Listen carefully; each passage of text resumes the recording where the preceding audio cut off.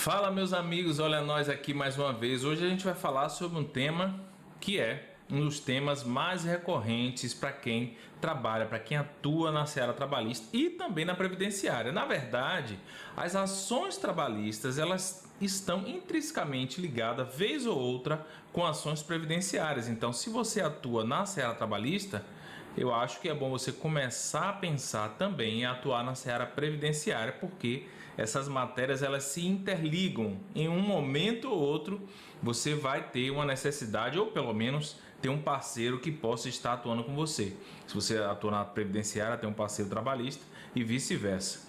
Tá certo? Então, a ação, os processos de ação relacionados a acidente de trabalho ou doença profissional, ocupacional ou doença do trabalho, eu vou explicar já a diferença desses dois pontos aí, né, desses dois tópicos, desse tipo de pedido, o que significa, mas existe uma possibilidade muito grande, porque, por exemplo, na prática mesmo, o que mais acontece é isso.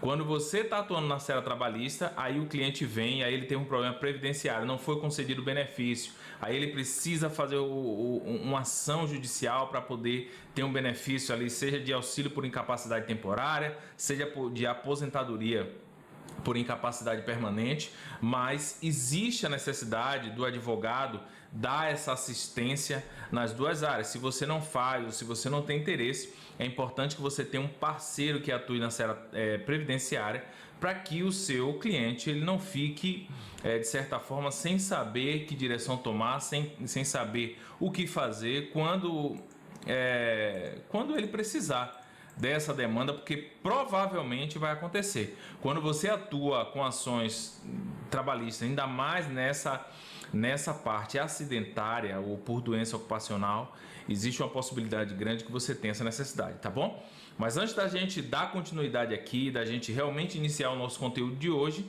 não poderia ser diferente. Eu vou pedir para você deixar o seu like aí, taca o dedo no like, tá certo? Se inscreve no nosso canal e ative o sininho para receber as notificações quando a gente subir novos vídeos, que todas as semanas nós estamos subindo novos conteúdos, tá certo? Então, nos ajuda aí nesse quesito e agora vamos para o nosso conteúdo de hoje, tá certo? Então, meus amigos, o que acontece? A ação acidentária, a ação por doença ocupacional, doença do trabalho ou por acidente de trabalho, ela é uma ação proposta perante a Justiça do Trabalho para discutir a demanda de cunho trabalhista, a questão de pedido indenizatório. A gente vai ver quais são os pedidos que você deve fazer para esse tipo de ação, seja por acidente ou por acidente de trabalho ou doença ocupacional.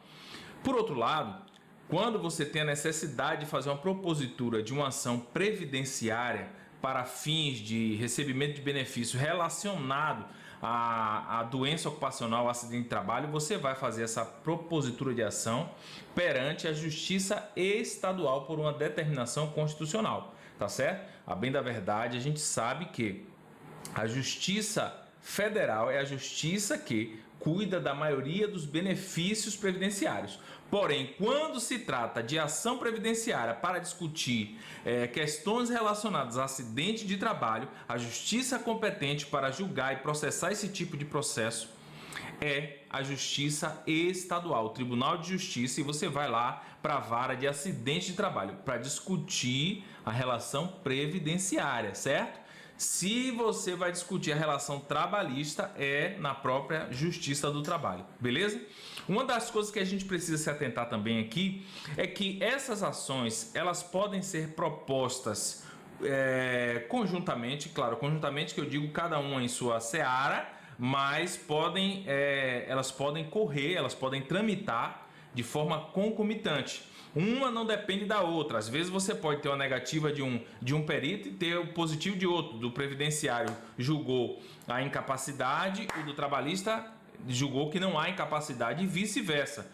Não tem nenhum problema. Você pode continuar com o processo. Isso não quer dizer que o processo está acabado porque a outra área não reconheceu. Beleza? E uma outra coisa que você precisa se atentar é para o fato de que você pode ainda se aproveitar. Se uma seara você ainda não tem um laudo e, por exemplo, você ajuizou uma ação contra a Previdência e o perito judicial que está cuidando, que está no processo, que tramita essa ação previdenciária, ele reconheceu o benefício por incapacidade e ainda no nexo causal entre o dano sofrido pelo trabalhador e a atividade desenvolvida, se ele reconheceu isso, ou seja, ele vai ali indicar a concessão do benefício por incapacidade trabalhista, né? por um acidente de trabalho ou por uma doença ocupacional, que é o código B91. Uma vez reconhecido isso, você pode, nada impede que você pegue esse laudo pericial e junte ao outro processo. Beleza. Inicialmente, o que o trabalhador precisa no caso de acidente de trabalho ou de doença profissional ou doença do trabalho é a emissão da CAT, do comunicado de acidente de trabalho. Quem faz isso é a empresa. Vai no RH da empresa e solicita a emissão da CAT. É isso que o empregado deve fazer. Infelizmente, por vezes, o empregador ele não concede a CAT, ele não emite a CAT e entrega ao trabalhador, por vários receios, só que ele não sabe que isso é ainda pior. Quando o empregador não faz, na verdade deveria ser, porque em regra, o empregador deveria sofrer uma multa, essa multa, claro, de cunho previdenciário, ela ia ser para pagamento de previdência, que vai ali por volta de um salário do empregado, só que na prática, eu particularmente nunca vi acontecer. Até mesmo porque assim, há a possibilidade do próprio trabalhador emitir a CAT, em que pese assim, ele não sabe os termos direito, mas ele pode entrar. Hoje a gente tem lá o sistema Meu INSS, que é possível emitir a CAT. Pode ser o trabalhador, que muitas vezes não tem muito conhecimento, mas ele pode procurar um advogado, você, colega advogado, pode emitir essa CAT, pegar a senha do Meu INSS dele, entrar lá, contar lá como foi o acidente, o local que foi, qual foi o tipo de acidente. Você vai lá clicando lá nos itens, né? Tudo autoexplicativo, tem os códigos lá do acidente, com atenção você vai fazendo devagarinho até você pegar o costume e você mesmo emitir a CAT. O médico do trabalho que de repente vier analisar o trabalhador pode emitir. Ok, aí você me pergunta, ok, então quer dizer que se não tiver a emissão da CAT, esse trabalhador ele não pode ajuizar uma ação contra a empresa requerendo, fazendo um pedido de indenização por dano material e dano moral? Nada impede que ele faça esse pedido, até porque uma vez que o perito reconheça que há um nexo causal, no laudo pericial, há um nexo causal entre o dano sofrido e a atividade desempenhada, inclusive até por a responsabilidade do empregador, aí esse processo ele vai correr normalmente e possivelmente virar uma condenação. Há uma grande possibilidade. Tá certo? Então é preciso se atentar para isso, a necessidade da CAT, sim, necessidade de documentação médica, sim, mas a falta de emissão da CAT não impede que o trabalhador ajuize uma ação perante a Justiça do Trabalho requerendo ali a indenização por dano material e dano moral, bem como não impede que ele ajuize uma ação ou que ele faça um requerimento inicial perante o INSS. O perito do INSS vai, diante da sua avaliação, dizer em laudo médico também, em laudo médico pericial, se esse trabalhador, se aquilo se trata de um acidente, de um auxílio por incapacidade temporária, em virtude de um acidente de trabalho reconhecido pela perícia ou de uma doença ocupacional reconhecida pela perícia analisada ali, o nexo causal, né? Então, uma vez que ele reconheça, beleza, tudo ok. Se não reconhecer, o trabalhador também pode ajuizar uma ação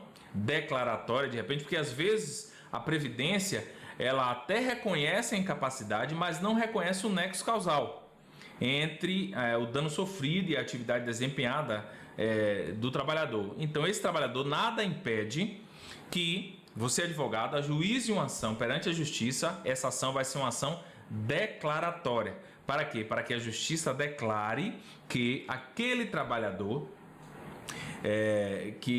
a incapacidade dele, na verdade, está relacionada com o trabalho. A incapacidade por via de consequência de um acidente de trabalho ou de uma doença ocupacional ou doença do trabalho. Vamos explicar agora qual a diferença entre a doença ocupacional e a doença do trabalho. A doença profissional ocupacional é aquela doença que, na verdade, a própria atividade do empregado, do trabalhador, ela já tem uma tendência a causar determinados tipos de doença ou de lesão. Vamos dizer que esse trabalhador, ele trabalha no local ali com raio-x, por exemplo. Então, vamos dizer que há uma possibilidade, ou então ele é um digitador, ele trabalha digitando o dia todo. Então, as pessoas que trabalham com digitação, há uma tendência essas pessoas ter LE, né? Que é a questão do movimento repetitivo. Então, esse trabalhador, essa doença é uma doença ocupacional, uma doença profissional, porque ela está ligada à profissão que aquele profissional desempenha. A doença do trabalho, por sua vez, é aquela doença que, na verdade, ela acontece, ela é advinda do trabalho, do que ele faz, mas o simples fato dele exercer aquela atividade não quer dizer que há uma propensão dele adquirir aquele tipo de doença. Ele simplesmente adquiriu, mas outros trabalhadores não é comum acontecer. Então, essa é a doença do trabalho. A ocupacional, a profissional é aquela que o simples fato, a função desempenhada, ela há uma tendência a desencadear determinados tipos de doença. Beleza? Então, dito isto, feito esse panorama geral, você tendo já a ideia de como é que funciona, para que lado que você deve ir, que foi esse panorama que a gente deu, tanto para as ações trabalhistas como para as ações previdenciárias, a gente parte agora para o dano em si, tá certo? Então, o que vai ser analisado nesse tipo de ação é o dano, se na verdade se trata da responsabilidade do empregador. Se a responsabilidade do empregador é subjetiva ou se ela é objetiva. A subjetiva é aquela que precisa ser comprovada ali, que o empregador ele agiu com culpa, com negligência, imprudência, imperícia. Por exemplo, o empregador ele deixou de fornecer o equipamento necessário, o EPI necessário para o trabalhador desempenhar determinada atividade. E isso causou aquela doença, isso causou um acidente pela ausência da entrega do EPI. O empregador não fez uma análise técnica com profissionais para olhar o ambiente de trabalho, porque a gente sabe que há uma determinação de lei que o ambiente de trabalho seja um ambiente em que o trabalhador ele seja um ambiente saudável para evitar acidente de trabalho, para evitar doenças. Então, o empregador ele precisa tomar esses cuidados iniciais. E aqui, gente, eu abro um parêntese para dizer que quando a gente faz esse tipo de análise, a gente não quer endemonizar o empregador, dizer que não presta, não é nada disso. Na verdade, a maioria aqui dos nossos clientes, eles realmente são empregados. Então, é o que a gente vê no dia a dia e, infelizmente, a maioria dos empregadores, eles não se atentam para a necessidade dos cuidados que devem ser tomados, né? Dos cuidados, da antecipação da ocorrência, ou seja, para evitar a ocorrência de acidente de trabalho, por exemplo. E isso por vezes acontece, e quando acontece, muitas das vezes esses empregadores eles não dão a assistência devida ao trabalhador. Ele não direciona o trabalhador porque ele acha que vai ser custoso para ele ou que agora já era, enfim. Então, a falta de prevenção, ela causa danos que a gente não sabe onde isso pode dar. Às vezes, dano com a morte do trabalhador. E isso, claro, o empregador, uma vez que ele agiu de forma irresponsável, até pela falta de cuidado, pela negligência, que é o deixar de fazer, pela imprudência, quando ele faz algo que não deveria fazer, quando ele passa dos limites, ou pela imperícia, ou seja, a empresa ele não tem pessoas capacitadas tecnicamente para fazer certo tipo de coisa e manda fazer. Por exemplo, eu tô com um caso aqui que o cliente ele trabalha numa empresa e numa indústria, e nessa indústria tinha determinadas máquinas de corte e tal, e ele era um auxiliar, ele não tinha capacidade técnica para poder estar atuando ali na função profissional, executando o serviço naquela máquina diretamente. E o que acontece? O seu chefe imediato, ele com 2 meses de empresa, mandou ele pegar a máquina.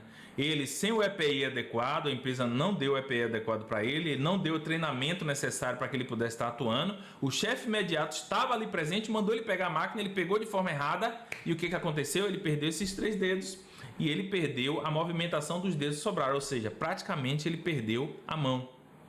Porque ele perdeu o movimento, só ficou com esses 2 dedos e eles ficaram atrofiados, que ele não conseguiu fazer todas as sessões de fisioterapia pelo SUS, a empresa não pagou as sessões de fisioterapia e ele acabou ficando com a mão atrofiada, sem contar outros danos que a gente vai falar aqui, porque isso reflete no dano moral, reflete no dano estético. Então, uma série de circunstâncias é um tipo de ação que ela é complexa, ela exige atenção do advogado no que vai ser pedido, mas são ações que são muito rentáveis. Esse tipo de ações são ações que elas giram aí normalmente acima dos 200 mil reais, 300, 500 mil, a depender do salário do trabalhador e uma série de circunstâncias que a gente vai citar aqui para você se situar e quando algo chegar assim para você, você saber como agir nesse tipo de ação, certo? Então, a responsabilidade subjetiva exige que se prove a culpa do empregador,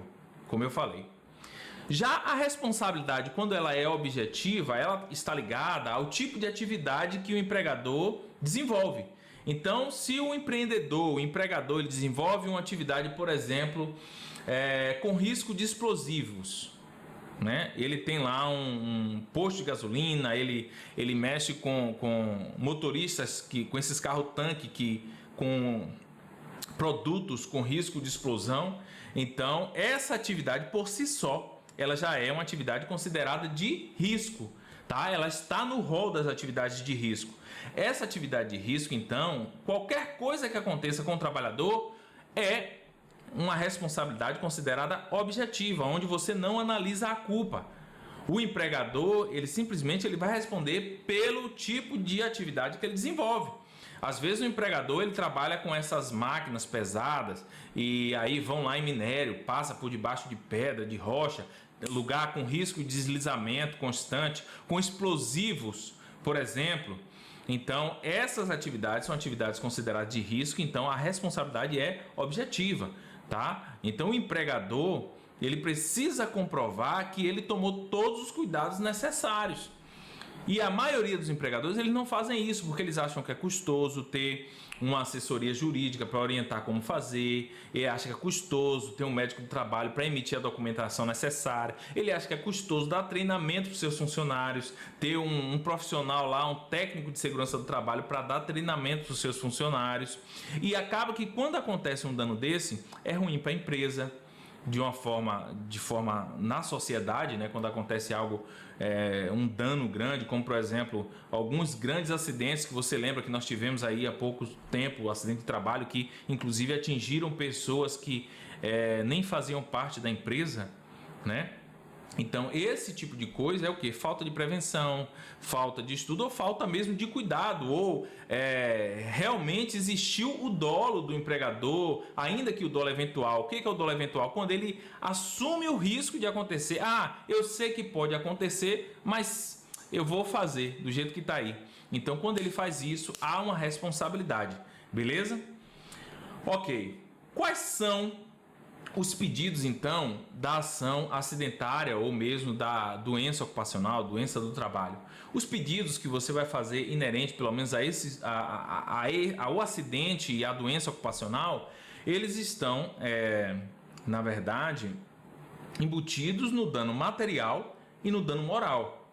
No dano material, nós vamos fazer o pedido dos danos emergentes, que são aqueles danos imediatos que o trabalhador tem com custo com medicamento, com tratamento, às vezes até transporte. Às vezes o cara perdeu uma perna, não pode pegar um transporte coletivo, ele precisa ir de táxi para fazer o tratamento, a fisioterapia, para ir no médico, para ir fazer cirurgia. Então, dano emergente, esse é o gasto imediato. Então você, enquanto advogado, tem que pedir para esse trabalhador os comprovantes dos gastos que ele teve com medicamentos, com profissionais de fisioterapia, médico, enfim, tudo que ele gastou naquele período, transporte, você precisa juntar, comprovar, tá? Com nota fiscal, tudo direitinho, junta lá para fazer a cobrança desse dano material que é o dano emergente. Um outro pedido ligado ao dano material, que também está embutido no dano material, é o lucro cessante. O que é o lucro cessante? É o que ele vai deixar de auferir dali por diante por conta da perda ou da redução da capacidade laborativa. Às vezes ele não teve uma perda total, mas essa perda dele já impede que ele faça determinado serviço, e isso de certa forma tem um reflexo remuneratório para ele. Então ele precisa ser ressarcido, ele precisa ser indenizado, na verdade, por conta dessa perda ou redução da capacidade laborativa, que vai de certa forma ter um reflexo na sua produção de trabalho dali para frente. Então os pedidos que você vai fazer é inerente a isso. Esse pedido, o pedido do dano emergente, ele está relacionado àquele custo que você comprovou. Ao lucro cessante, ele está relacionado àquilo que vai deixar de vir. Então o que acontece? Você faz uma ação fazendo o pedido de perícia, e nessa perícia, uma das perguntas que você vai fazer ao perito para ele colocar no laudo pericial é se ele pode informar a extensão desse dano. Qual é a extensão do dano que esse empregado sofreu, que refletiu na redução da sua capacidade. Então ele vai dizer lá 25%, 30%, 50%, tá? Tem os parâmetros lá. A gente usa para fazer a ação inicial, a gente usa lá a tabela da SUSEP. Você vai ver, se você procurar na internet, a tabela da SUSEP, lá ele vai dizer lá, na verdade não é um rol que vai ser seguido à risca pela Justiça do Trabalho, pelo juiz ou mesmo pelo perito, mas para você ter um parâmetro de pedido, porque lá vai dizer se ele perdeu um dedo da mão, qual foi o dedo que ele perdeu, se ele perdeu a mão, se ele perdeu a perna, e vai dizer qual é o percentual da redução ali, e aí você vai fazer o pedido de acordo com aquela redução. Mas para que eu preciso saber? Você me pergunta, né? Para que eu preciso saber, então, qual é o nível de redução que ele teve? Para você fazer o pedido de lucro cessante, o pedido do dano material, e o pedido vai ser relacionado com a redução. Então, se a redução for de 50%, então vamos dizer que esse trabalhador ele ganha R$3.000. Então você vai pedir uma indenização de acordo com o artigo 89 e artigo 950 do Código Civil. Você vai pedir uma indenização que vai ser paga de uma só vez, só que o cálculo é feito com base nisso. Então, quando você tem esse parâmetro, quando você fizer sua petição inicial, você vai usar a tabela da SUSEP para poder ter um parâmetro, tá, do percentual. Lá vai dizer qual é o percentual e você vai calcular esse percentual com base no salário dele. Então, se ele ganha 3.000 e a perda foi de 50%, a perda é de R$1.500 por mês. Então, você vai fazer esse pedido de R$1.500 por mês até que ele complete a idade de expectativa de vida do brasileiro, que você vai encontrar onde isso? No site do IBGE. Lá vai dizer qual é a expectativa de vida do brasileiro. Aí às vezes está lá naquele ano, às vezes está lá 75 anos, 76. Esse ano de 2002, salvo engano, me parece que está nos 78 anos. Então você vai comparar da idade que esse trabalhador está. Se esse trabalhador tiver com 40 anos, então você vai contar quantos meses dá até ele completar os 78 anos, tá? De 40 até 78 são 38 anos. Então você vai multiplicar isso por 12, porque são 12, na verdade nem 12.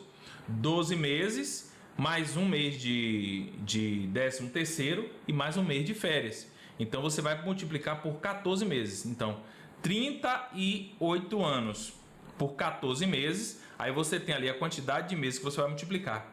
Aí quando você pega essa quantidade de meses, você multiplica pelo valor mensal que ele tem direito. R$1.500 vezes aquela quantidade de meses.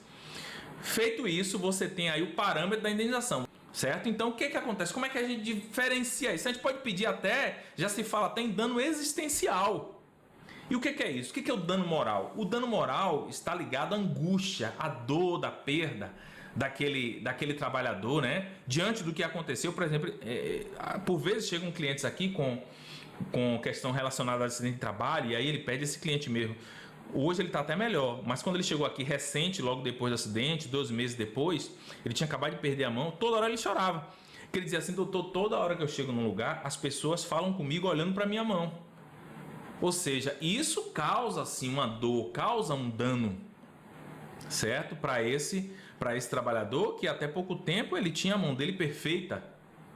Então tá, a dor, a angústia, o medo, isso está ligado ao dano moral.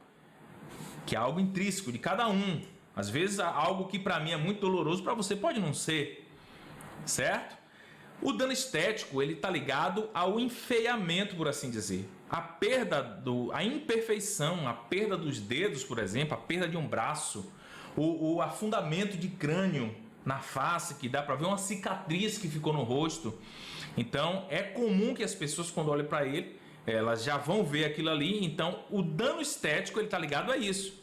Que aí você vai pedir um outro valor. Então, você pede um valor de dano moral, que, por exemplo, aqui mesmo na minha região, o dano moral, normalmente, os juízes estão dando, às vezes, de acordo com o salário, 10 vezes o valor do salário do trabalhador, 20 vezes o valor do salário do trabalhador. Normalmente, hoje, eu peço 20 vezes o valor do salário do trabalhador para o dano moral. Aí peço mais 20 para o dano estético. Às vezes, eles dão um pouco menos para o dano estético do que para o dano moral. Para mim, não vejo sentido. Mas tudo bem, talvez eles justifiquem porque o dano moral foi dado, o dano estético eles dão um pouco menos, a depender do nível do dano estético, né? Porque às vezes também pode ser um lugar que fica escondido. Vamos dizer que o cara ficou com uma cicatriz muito feia na perna, mas ele bota uma calça e ninguém vê. É diferente de você ter uma cicatriz no rosto, é diferente de você perder um braço, que onde você chega, todo mundo vê, certo? Então, o dano estético é isso, está ligado ao enfeiamento, à deformidade que o trabalhador teve com a perda, com o acidente do trabalho. E por fim, já se fala até em dano existencial. O dano existencial ele está ligado com a perda do tempo que o trabalhador, ele agora, ao invés de estar cuidando de sua vida, está tendo sua vida social normalmente, ele agora vai gastar o seu tempo indo para clínicas, fazer fisioterapia, indo para o médico fazer procedimento cirúrgico, ele agora tem dificuldade de andar na rua, ele já anda de muleta, já a deambulação dele, que é o andar dele, né, já não é normal. Então, isso está ligado ao dano existencial. Então, o tempo que ele gastava para dar uma andada daqui, uma andada de 100 metros, hoje ele gasta o dobro por conta do dano, então tá ligado ao dano existencial. O tempo que ele está gastando para ir se cuidar, para ir para fisioterapia e tal, dano existencial, entende? Então são institutos que já se fala que você pode pedir indenização, que estão ligadas de certa forma intrinsecamente ao dano moral. O dano estético e o dano existencial estão ligados ao dano moral, mas são pedidos distintos, cada um relacionado a um tipo de dano que o trabalhador sofre quando ele tem um acidente de trabalho ou uma doença ocupacional, doença do trabalho. Beleza? Tá bom. Quais são os documentos necessários para você juntar, para você propor esse tipo de ação? Eu já falei da CAT, se você tiver, você pode emitir também. Você tem ali os documentos médicos, relatório médico, exames que ele fez, atestado médico, receita para remédio você precisa ter. Se você tiver um laudo da Previdência, você pode juntar, e vice-versa. Chegar na Previdência Social, você usa esses mesmos documentos para fazer um pedido de um benefício previdenciário, seja um auxílio por incapacidade temporária, que é o antigo auxílio-doença, mudou o nome agora, né? Ou seja, para fim de uma aposentadoria por incapacidade permanente, que também mudou o nome, era uma aposentadoria por invalidez, agora é aposentadoria por incapacidade permanente. Uma coisa importante a gente se atentar é que o empregador, ele deve, no período em que o trabalhador ele está afastado recebendo auxílio por incapacidade temporária, o antigo auxílio-doença, eu falei auxílio acidente, eu acho, há pouco. Então, auxílio doença. O auxílio acidente é um outro benefício que é concedido quando o trabalhador cessada ali a incapacidade, ele pode voltar a trabalhar, então ele vai passar a receber quando ele, de certa forma, teve uma redução da capacidade laborativa, ele vai receber então o auxílio acidente, que equivale a metade do benefício que ele estava recebendo. E aí, mesmo trabalhando, ele vai receber, mesmo se ele se afastar de novo, ele vai continuar recebendo esse valor de 50%, ele só deixa de receber se ele se aposentar, seja uma aposentadoria por incapacidade permanente, seja uma aposentadoria porque ele chegou no tempo realmente de se aposentar ali, na sua idade, no tempo de contribuição correto. Tá bom? Eu estava falando alguma coisa aqui, deixa eu tentar lembrar. Sim, então você juntou toda essa documentação, você está pronto para fazer esse tipo de ação acidentária. É uma ação muito boa de você trabalhar. Agora, é claro, inicialmente você fica assustado por um monte de coisa, de que forma você vai redigir a petição, mas depois que você pega o traquejo, você vê que realmente é um tipo de ação boa de se trabalhar, enfim. É ruim para o trabalhador, que de certa forma é ele que teve ali a perda, né? E se a empresa não... melhor dizendo, o que eu preciso provar nessa ação? Nós falamos há pouco que o que vai ser preciso provar é a responsabilidade do empregador. Aí você vai... o empregador ele vai ter que juntar lá, de certa forma, todo o treinamento que ele deu aos trabalhadores. Se ele não deu, é uma ausência de prova que é ônus dele. Ele vai ter que juntar o comprovante de que ele entregava os EPIs adequados, no tempo adequado. Se ele junta um documento de EPI que foi entregue, aí você tem que analisar se aqueles EPIs eles estão de acordo com o que determina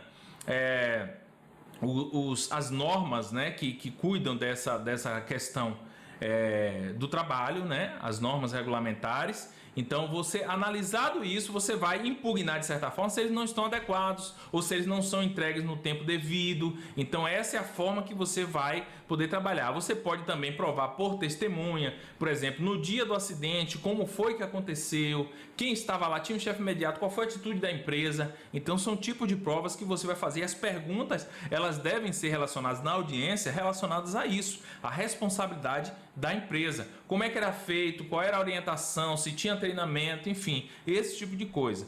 Apesar de que a empresa já deve juntar. Beleza. Mas essa ação acidentária, ação por doença ocupacional, ela tem um prazo prescricional, como toda ação. Tá? Existe aí entendimento de parte da justiça, hoje já a minoria, que entende que esse prazo prescricional é o prazo do Código Civil, de 3 anos. Existe uma parte, a maioria da Justiça do Trabalho, que entende que esse prazo é da CLT, o prazo do Constitucional, o prazo prescricional de 5 anos para as ações trabalhistas.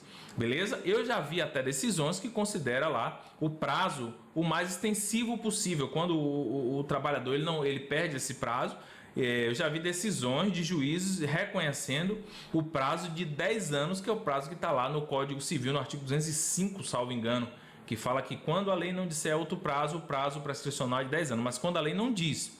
Então nós entendemos que a CLT, a Constituição, fala de 5 anos, e lá no artigo 7º, né? Se eu não me engano, só artigo 7º, e o Código Civil fala de 3 anos, mas o Código Civil ele diz lá também no artigo 205 que se a lei não falar um prazo em contrário, o prazo é de 10 anos. Mas é claro que se esse trabalhador passou da data, você vai usar o prazo que mais o prazo que te serve melhor. Mas eu aconselho que você tente sempre enquadrar no prazo de 5 anos. E quando que começa a contar esse prazo? Isso aqui é importante você se atentar. O prazo ele começa a contar da ocorrência do acidente, quando o dano ele é claro, tipo o cara ele teve um dano, perdeu uma perna. Então dali já começa a contar, porque ali está visível que houve uma redução da capacidade. Não existe dúvida de que claro, a depender dos trabalhos que ele desempenha, talvez, né? Talvez o cara é um digitador, isso de certa forma não vai empatar tanto, mas é discutível, beleza? Então, mas a lei fala da ciência inequívoca, tá? E a ciência inequívoca, aí ela se enquadra mais nos casos de doença ocupacional, doença do trabalho. Porque a ciência inequívoca para a Justiça do Trabalho tem se entendido que é o momento em que o trabalhador ele tem conhecimento do dano por meio de um laudo técnico pericial, que vai dizer lá que houve a incapacidade, no caso, por exemplo, de aposentadoria por incapacidade permanente, a antiga aposentadoria por invalidez, não há o que se discutir. Já entendeu ali que o cara está inválido, não tem condição. Agora, o auxílio doença pode ser que aí tem que ver, porque às vezes é só um período que ele vai ficar afastado, vai voltar e está tudo normal. Agora, se o cara foi readaptado, eu já acho que há uma discussão aí. Ele foi readaptado, então eu acho que conta da readaptação, da reabilitação pelo INSS, porque até então ele poderia voltar e trabalhar normalmente, mas já que ele foi reabilitado é porque ele não pode exercer aquela função. Então, você tem que saber articular essa questão do prazo prescricional e você tem que usar aquilo que mais lhe apraz. Então, quando chega um cliente com situações de doença ocupacional e de acidente de trabalho, a primeira coisa que eu te aconselho a olhar é o prazo. Está dentro do prazo? E se preocupe muito com o prazo de 5 anos, certo? Se atente muito para o prazo de 5 anos. O caso de 3 anos é bom, se você estiver dentro dos 3 anos, melhor, porque aí não há discussão. Não vai haver nenhuma discussão. mas em último caso o prazo de 5 anos, tá certo? Que vai se iniciar ali do acidente, a depender do tipo de acidente, né? Porque ali já vai ser emitida a CAT, ele já vai ser afastado de repente com o código B91, que é os casos relacionados realmente reconhecido pelo INSS como acidente do trabalho. Então nesses casos aí já não há o que se discutir, uma vez foi reconhecido pelo laudo pericial, o prazo ele começa a, de certa forma, correr. Em que pese um acidente de trabalho, uma doença ocupacional, pode ser que, vamos supor, o trabalhador ele passou 1, 2 meses e voltou, a sua atividade voltou normalmente e não teve nenhum prejuízo. Mas se ele passou um tempo sem trabalhar e quando ele volta ele foi readaptado, aí eu particularmente entendo que vai contar ou da reabilitação ou ainda tem um outro fator, que tem juízes que vão entender que a ciência inequívoca ela vai acontecer com o laudo pericial judicial, do laudo do perito trabalhista. Então, se você tiver, por exemplo, um caso que o trabalhador ele tem 10 anos, ele tem uma doença ocupacional há 10 anos, ele foi afastado pelo INSS, mas não tem um laudo lá reconhecendo, por exemplo, ou pelo menos não reconheceu que é uma doença ocupacional. Então, você vai trabalhar para reconhecer, pedir uma declaratória, né, previdenciária para reconhecer o B91, que é o acidente de trabalho, ou doença ocupacional ligada ao acidente de trabalho, e você vai então pedir um laudo pericial na Justiça do Trabalho. Então a partir dali vai contar. Então às vezes o trabalhador ele até já tem 7 anos, você não pode dispensar ele e achar que já era, porque o que vai contar é a ciência inequívoca do dano. Então o laudo pericial vai dizer, não, ele teve um dano aqui, vai dizer qual foi a dimensão do dano, porque, por exemplo, às vezes o laudo pericial mesmo da Previdência, ele não diz qual foi a redução da capacidade, ele não diz, entende? Às vezes isso vai dizer da reabilitação, ou isso vai dizer somente no processo trabalhista, quando você solicitar que diga qual foi a extensão do dano e a redução da capacidade laborativa. Beleza? Então, dito isso, meus amigos, eu acho que eu acelerei o passo aqui, tentei compilar tudo aquilo que você precisa mais ou menos saber para ter uma direção de como seguir para fazer esse tipo de ação. Mas de qualquer forma, se ficou alguma dúvida, deixe seu comentário aqui embaixo que a gente de repente faz um vídeo melhor, um vídeo mais explicativo, explicando tudo minuciosamente como que deve ser. Tá bom? A nossa intenção aqui é, claro, ajudar todos os colegas que estão em início de carreira. Eu sei o quanto é difícil a gente começar, principalmente os que estão em início de carreira, mas às vezes tem colegas que já estão na caminhada e que querem, de certa forma, implementar a seara trabalhista aí para poder começar a atuar, tá bom? Então não esquece, no final agora, se você chegou até aqui, de deixar o seu like, taca o dedo no like aí, se inscreve no nosso canal e ativa o sininho para receber as notificações, tá bom? A gente continua se vendo por aqui, segue a gente nos nossos canais, no Instagram, no Facebook e aqui no YouTube, tá bom? Forte abraço e até mais.